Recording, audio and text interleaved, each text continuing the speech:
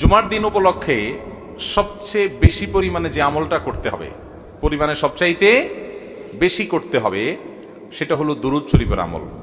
কিসের আমল?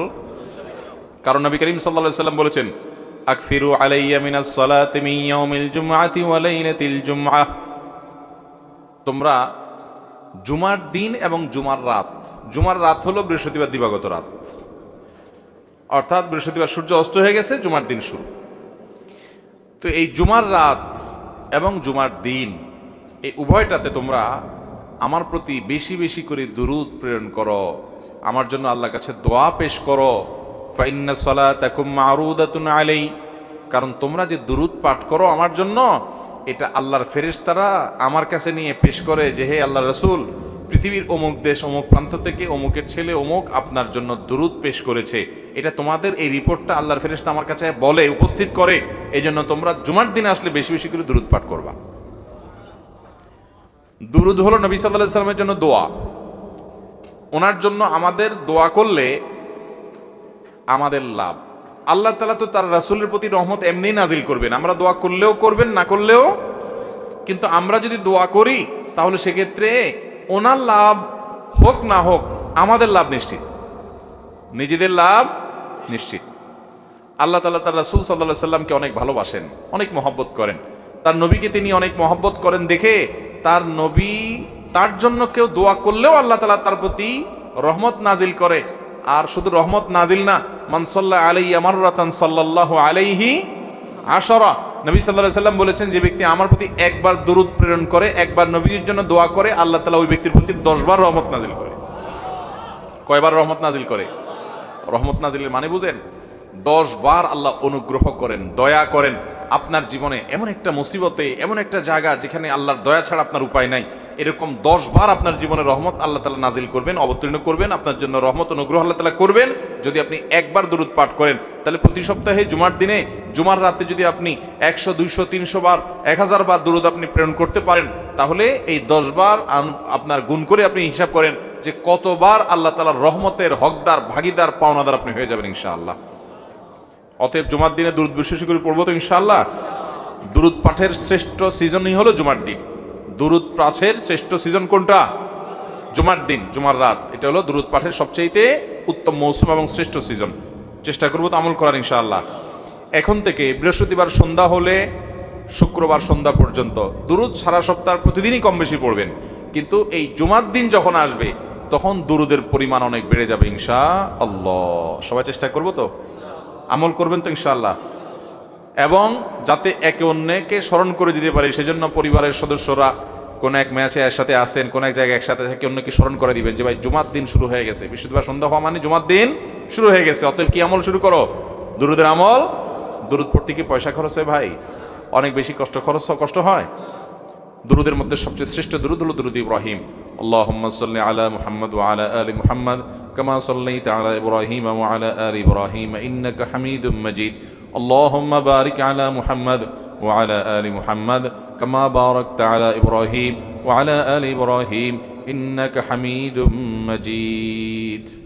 পড়া যাবে না ইনশাআল্লাহ। এই দুরূদ ছাড়া অন্য যে কোনো দুরূদও পড়তে পারেন। সবচেয়ে সংক্ষিপ্ত দুরূদ সাল্লাল্লাহু আলাইহি ওয়াসাল্লাম পড়লেও চলবে। আল্লাহ তাআলা আমাদেরকে আমল করার তৌফিক দান করুন। নাম্বার 2, জুমার দিন ফজরের নামাজ পুরুষরা জামাতের সাথে পড়বেন, আর মহিলাদের আমল হলো বাসার পুরুষগুলার সবগুলারে উঠে মসজিদের দিকে পাঠিয়ে দিবেন। এটা হলো জুমার দিনের ফজরের সময়ের আমল। নবী করিম সাল্লাল্লাহু আলাইহি ওয়াসাল্লাম বলেছেন,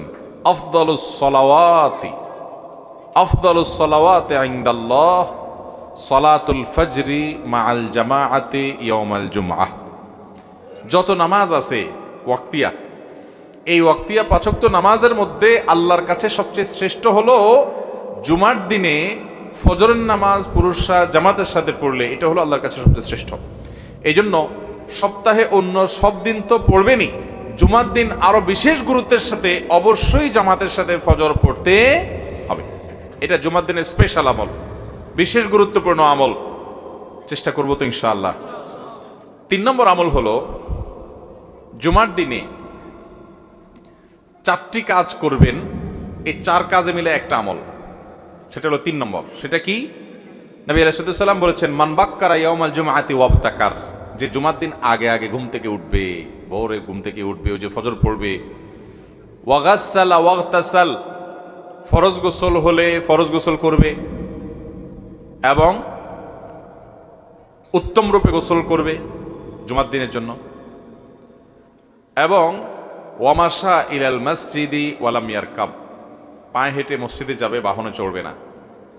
ওয়াদানা মিনাল ইমামি ওয়ালাম ইয়ালগু, ইমামের খুব কাছাকাছি গিয়ে বসবে, আগে আগে যাবে, ইমামের একদম কাছাকাছি গিয়ে বসবে, এবং খুতবা শেষ হবে, নামাজ শেষ হবে, এর মধ্যে কোনো বেহুদা কথা বলবে না, বেহুদা কাজ করবে না। মসজিদে গিয়ে যত সময় সম্ভব 2 রাকাত করে নফল নামাজ পড়বে, কোরআন তেলাওয়াত করবে, ভালো কাজ করবে, বেহুদা কাজ করবে না, চুপচাপ খুতবা শুনবে।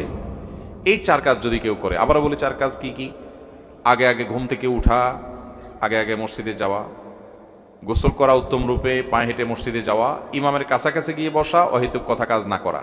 এই 4 কাজ যদি কেউ করে, নবী করিম সাল্লাল্লাহু আলাইহি ওয়াসাল্লাম বলেছেন আল্লাহ রাব্বুল আলামিন তাকে এই কাজগুলোর বিনিময়ে, সে যে বাসা থেকে মসজিদ পর্যন্ত আসলো, প্রতি কদমে 1 বছর রাত জেগে নফল নামাজ পড়া আর দিনে নফল রোজা রাখার সব আল্লাহ তাআলা তাকে দান করবেন, প্রতি কদমের বিনিময়ে। তাহলে আপনার বাড়ি থেকে মসজিদে আসতে যদি 200 কদম হয়, 200 কদম হইলে 200 বছর রাত জেগে তাহাজ্জুদ পড়া আর দিনভর নফল রোজা রাখা, টানা 200 বছর পর্যন্ত করা, এটার সব আপনি পাবেন প্রতি সপ্তাহে চাইলেই। অনেক মুহাদ্দিস এবং অনেক হাদিস বিশ্লেষক ওলামা একরাম বলেছেন, কোরআন হাদিসে যত আমলের, যত ফজিলতের কথা বলা আছে, এর চাইতে কোনো ফজিলতপূর্ণ আমল আরেকটা নাই। মানে এত বিপুল পরিমাণ সওয়াবের কথা অন্য কোনো আমলের বিপরীতে আল্লাহ ওয়াদা করেন নাই। তাহলে জুমার দিনের এই আমলটা করবো তো ইনশাআল্লাহ। আগে আগে ঘুম থেকে উঠা, ওই যে ফজর তো মসজিদে পড়বেনি, এবং উত্তম রূপে গোসল করা, পায়ে হেঁটে মসজিদে যাওয়া, ইমামের কাছাকাছি গিয়ে বসে খুতবা শ্রবণ করা পর্যন্ত কোনো কথাবার্তা না বলা, তেলাওয়াত, জিকির, আজকার ইত্যাদিতে মশগুল থাকা, এই কাজটা যদি আপনি করতে পারেন, তাহলে প্রতি কদমের বিনিময়ে 1 বছর নফল রোজা, 1 বছর রাত জেগে নফল ইবাদত করা। নাম্বার 4, সূরা কাহাফ তেলাওয়াত করা। কোন সূরা তেলাওয়াত করা? এমন একটা সময় আমরা আসি ভাইরা, কিয়ামত যে খুব নিকটবর্তী হয়ে গেছে সেটা বিভিন্ন আলামত দ্বারা বোঝা যায়। নবী করিম সাল্লাল্লাহু আলাইহি সাল্লাম বলেছেন যে শেষ জমানাতে কিয়ামতের আগে ঈমান ধরে রাখা, এটা হলো হাতে জ্বলন্ত কয়লা মুঠ করে ধরে রাখার চাইতে কঠিন। ওইটা যেরকম কঠিন কাজ, ঈমান রাখাটা সেরকম কঠিন কাজ। সেরকম সময় কিন্তু আমরা পার করতেছি এখন ভাইরা। এই রকম সময়ে আল্লাহ তাআলা আমাদেরকে, আমাদের ঈমানকে, আমলকে, তাকওয়াকে ফিতনা মুক্ত রাখুন। আমরা চাই কি চাই না? যদি চান তাহলে একটা বড় আমল হলো সূরা কাহাফ। সূরা কাহাফ, নবী করিম সাল্লাল্লাহু আলাইহি ওয়াসাল্লাম বলেছেন, সূরা কাহাফ যে জুমার দিন তেলাওয়াত করবে, এটা তার জন্য আলোর কাজ দিবে, আলো, লাইট, ফোকাসের কাজ দিবে। ফিতনার অন্ধকার, কোন দিকে যাবেন বুঝতে পারতেছেন না, এক একজন এক এক দিক ডাকতেছে, এই সূরা তেলাওয়াত করবেন, আল্লাহ তাআলা আপনাকে পথ দেখাবেন, আল্লাহ নিজে গাইড করবেন আপনাকে। ফিতনার সময় মানুষ দাজ্জালে ফিতনা, দাজ্জালি পনার ফিতনায় পড়বে, আল্লাহ আপনাকে হেদায়েতের পথে গাইডলাইন করবেন। এবং কিয়ামতের দিন যখন অন্ধকারে, গুটগুটে অন্ধকারে মানুষ থাকবে, আল্লাহ আপনাকে গাইড করবেন। কিসের বিনিময়ে? সূরা কাহাফ তেলাওয়াত করার। বিশেষ করে সূরা কাহাফের প্রথম 10 আয়াত যদি কেউ তেলাওয়াত করে, আল্লাহ তাআলা তাকে দাজ্জালের ফিতনা থেকে বাঁচাবেন। এই ওয়াদা নবী সাল্লাল্লাহু আলাইহি ওয়াসাল্লাম করেছেন। এই জন্য জুমার দিন কখনো সূরা কাহাফের তেলাওয়াত ছাড়া যাবে না ইনশাআল্লাহ। চেষ্টা করব তো। তাহলে কয়টা আমলে গেল কথা? 4টা। প্রথমটা কি গেল? দুরূদ শরীফ। দ্বিতীয়টা ফজর নামাজ জামাতের সাথে পড়া। 3 নম্বরটা ঘুম থেকে আগে উঠে উত্তমরূপে গোসল করে পায়ে হেঁটে মসজিদে গিয়ে ইমামের কাছাকাছি গিয়ে বসে খুতবা শোনা, অনর্থক কাজ না করা। 4 নম্বর সূরা কাহাফ তেলাওয়াত করা। মাশাআল্লাহ, আপনারা খুব মনোযোগ দিয়ে শুনছেন, দেখা গেছে আমল করবেন তো সবাই ইনশাআল্লাহ। 5 নম্বর হলো জুমার দিনে একটা সময় দোয়া কবুল হয়। নবী করিম সাল্লাল্লাহু আলাইহি ওয়াসাল্লাম বলেছেন, জুমার দিনে একটা দোয়া বান্দার, এটা কবুল হবে, এটা ফেরত দেওয়া হবে না। এখন সেই দোয়াটা যে কোন সময়ের দোয়া, এটা হাদিসে নবী সাল্লাল্লাহু আলাইহি ওয়াসাল্লাম বলেন নাই। মুহাদ্দিসগণ, হাদিস বিশারদগণ, হাদিস বিশ্লেষক ওলামায়ে কেরাম গবেষণা করে বিভিন্ন রকমের সময় বের করেছেন। কেউ জুমার নামাজের আগে পরের বিভিন্ন সময়ের কথা বলেছেন, কেউ অন্য সময়ের কথা বলেছেন।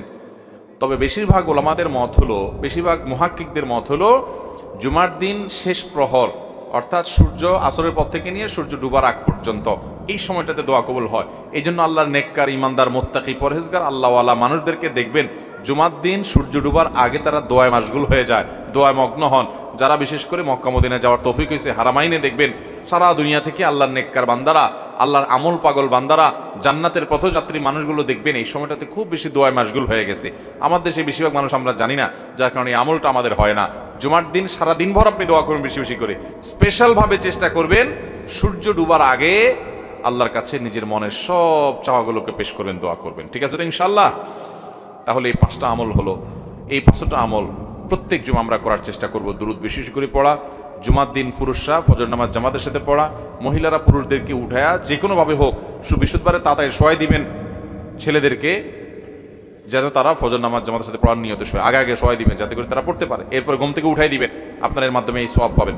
এবং সেই সাথে সূরা কাহাফ তেলাওয়াত করবেন এবং মসজিদে ওই যে তাড়াতাড়ি আসবেন, জুমাত নামাজে ইমাম সাহেবের কাছাকাছি যাবেন, গোসল করবেন, পায়ে হেঁটে আসবেন, এগুলো করবেন। এবং সর্বশেষ হলো দোয়া করবেন দিনভর, বিশেষ করে সূর্য ডুবার আগে আগে। আমল করবো তো ইনশাআল্লাহ, চেষ্টা করবো তো সবাই ইনশাআল্লাহ।